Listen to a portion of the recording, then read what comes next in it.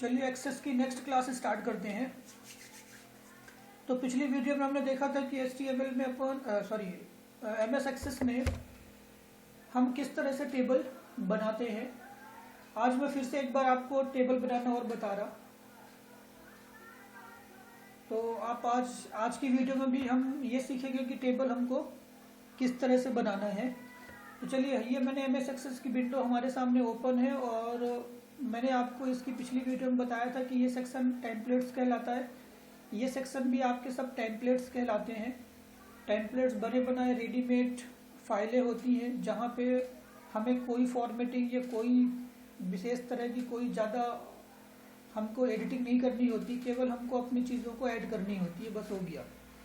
फिर इसके बाद हमने देखा था ये ब्लैंक डेटाबेस है। अगर हमको अपने नए सिरे से डेटाबेस क्रिएट करना है तो हम यहाँ पे बना सकते हैं। फिर अगर हमने कोई डेटाबेस बनाया, जैसे मैंने पिछली वीडियो में आपको स्टूडेंट नाम को बना के दिखाया था, तो वो चीज़ें आपको यहाँ पे शो होंगी जो आपने रिसेंटली फाइल बनाई होगी या ओपन की होगी।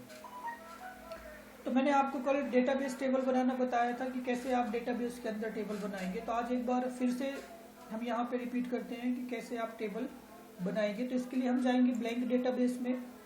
जैसे ब्लैंक डेटाबेस में जाते हैं तो यहाँ पे आपको डेटाबेस फाइल का नाम पूछता है। तो यहाँ पे हमको डेटाबेस का नाम देना होता है। तो मान लेते हैं कि हम यहाँ पे नाम दे रहे हैं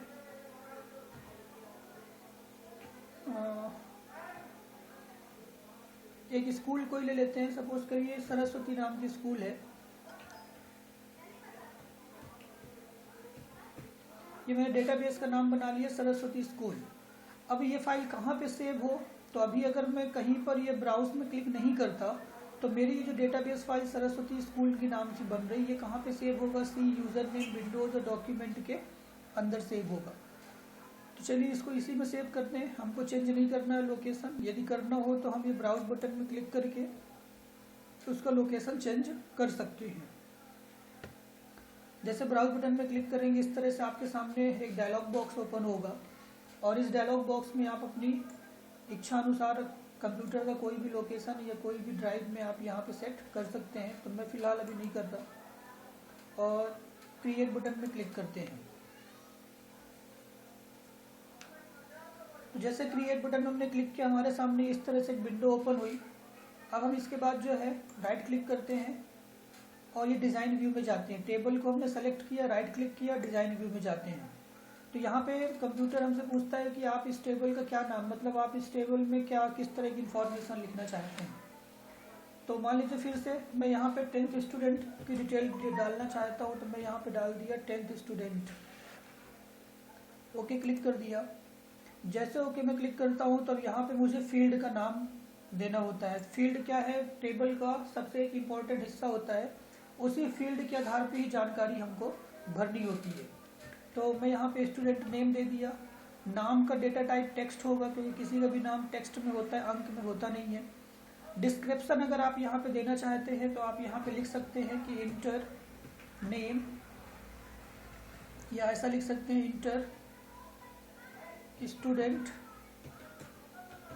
फर्स्ट एंड लास्ट नेम। ये मैंने डिस्क्रिप्शन में दे दिया कि जब भी आप किसी का लड़के का नाम लिखें तो पहला आप फर्स्ट नेम लिखिए उस लड़के का और लास्ट। जैसे मान लीजिए किसी का नाम रमेश कुमार गुप्ता है तो हमारा फर्स्ट नेम रमेश हो जाएगा, लास्ट नेम गुप्ता हो जाएगा। फिर इस तरह मान लेते हैं फीस टेक्स्ट में नहीं नंबर में होता है तो हमने नंबर ले लिया और यहाँ पे डिस्क्रिप्शन में लिख दिया इंटर स्टूडेंट एडमिशन की फीस।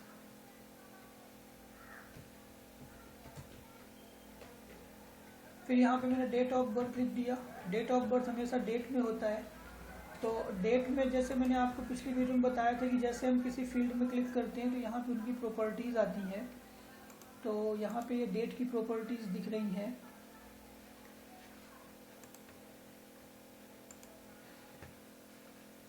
यहाँ पे हम दे देते हैं इंटर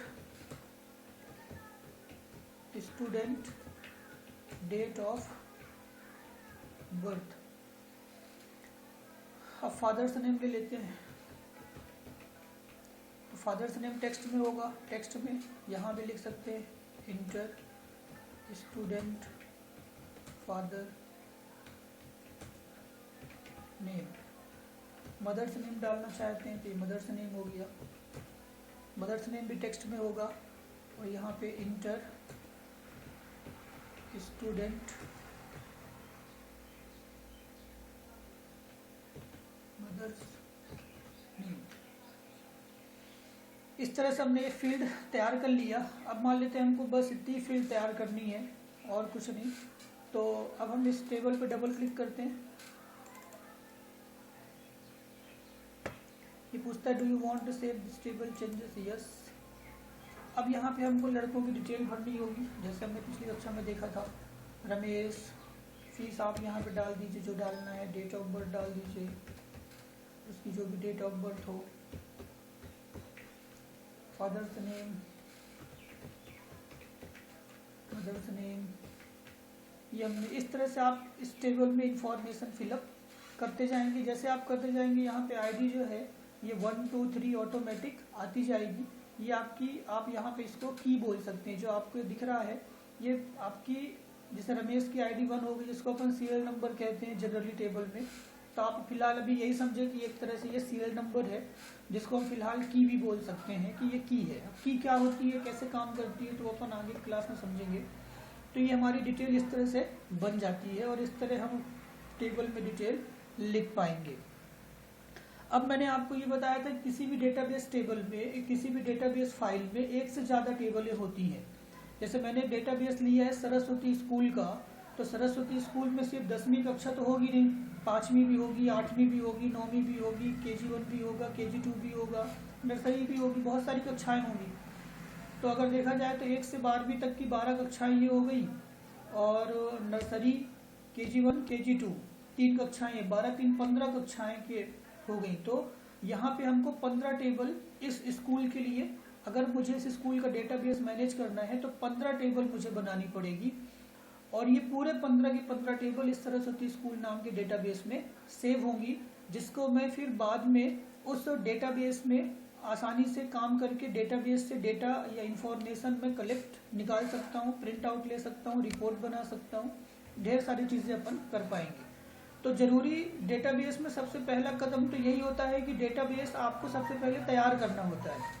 और डेटाबेस तैयार करने के लिए आपको डेटाबेस के अंदर टेबलें बनानी होती हैं, और टेबलों के अंदर आपको टेबल में जो भी टेबल आप बना रहे हैं उस टेबल के अनुसार आपको वहाँ पे इंफॉर्मेशन लिखनी होती है फील्ड के अनुसार।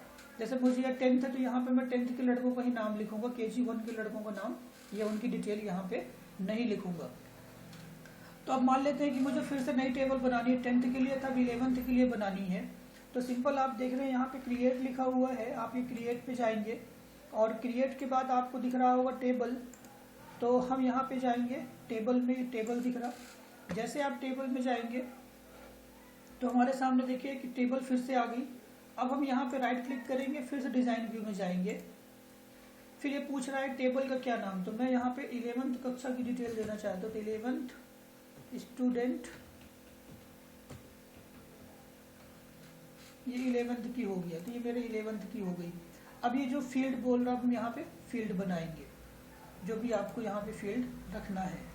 तो मैं अभी फिलहाल थोड़ा सा लेता हूँ, नेम ले लिया, ओके, और एड्रेस ले लिया, ये ले लिया। हमने इसको Ctrl+S सेव कर दिया, टेबल हमारी सेव हो गई। मुझे फिर से टेबल अगर बनानी है तो फिर से मैं क्रिएट पे जाऊँगा, फिर से मैं टेबल पे जाऊँगा और ये मेरी फिर टेबल आ गई। फिर मैं राइट क्लिक करूँगा, डिज़ाइन व्यू में जाऊँगा। अब यहाँ पे मैं दे दिया 9th, तो 9th नाम की टेबल बन गई। फिर यहाँ पे अगर आपको फील्ड लिखना है तो मैंने यहाँ पे फ़िलहाल नेम दे दिया,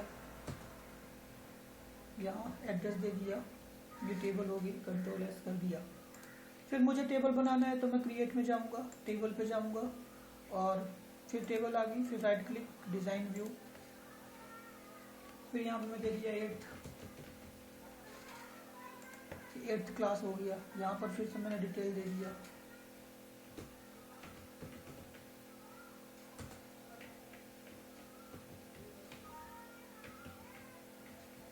तो इस तरह से आप देखें कि हम जो है अपनी डेटाबेस फाइल के अंदर हम जितनी टेबल चाहें, जितनी टेबलों की हमें ज़रूरत है, हम उतनी टेबल यहाँ पे बना सकते हैं। और हम ये शुरू से पढ़ते आ रहे हैं, किसी भी डेटाबेस टेबल में एक से ज़्यादा टेबल होती हैं या हो सकती हैं, तभी तो हम उसको डेटाबेस में नहीं। आप देखो इंफॉर्मेशन, इस टेबल में 8th क्लास की इंफॉर्मेशन, हमने डेटाबेस की परिभाषा में पढ़ा था कि कलेक्शन ऑफ इंफॉर्मेशन को हम डेटाबेस कहते हैं। तो कलेक्शन ऑफ इंफॉर्मेशन जहाँ पे आप देखिए 8th क्लास का इंफॉर्मेशन कलेक्ट है, यहाँ पे 9th का है, यहाँ पे 11th का है, यहाँ पे 10th का है। तो ये सब अलग अलग टेबल पे अलग अलग इंफॉर्मेशन कलेक्ट है। तो इन्हीं सब इंफॉर्मेशन को एक साथ हम क्या बोल दिए यहाँ पे, डेटाबेस, जिसका नाम हमने यहाँ पे दिया है सरस्वती स्कूल दिया हुआ है। तो देखिए मेरा इस वीडियो में आपको टेबल बताने का उद्देश्य था कि हम MS एक्सेस में टेबल किस तरह से बनाते हैं, और आपको डेटाबेस के बारे में समझाने की कोशिश थी कि डेटाबेस जो है वास्तव में कई सारे टेबलों का कलेक्शन, या टेबल में जो इन्फॉर्मेशन है उनका कलेक्शन को हम डेटाबेस कहते हैं।